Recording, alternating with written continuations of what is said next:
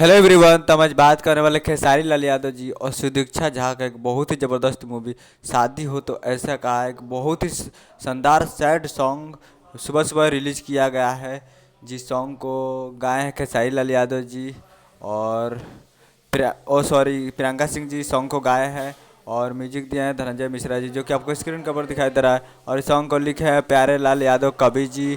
और गीत गाई है प्रियंका सिंह जी, जो कि टाइटल रखा गया अभागिन के जिंदगिया, जो कि सैड सॉन्ग है। और ऑडियो सॉन्ग रिलीज हो चुका है 18 सितंबर सुबह 6:30 पे। आप लोग जाकर देख सकते हैं B4U भोजपुरी यूट्यूब चैनल पे फुल वीडियो सॉन्ग रिलीज हुआ है। तो जाकर आप इसे 6:30 पर 18 सितंबर को B4U पे जाकर फुल वीडियो सॉन्ग आप फुल ऑडियो सॉन्ग जाकर आप सुन सकते हैं।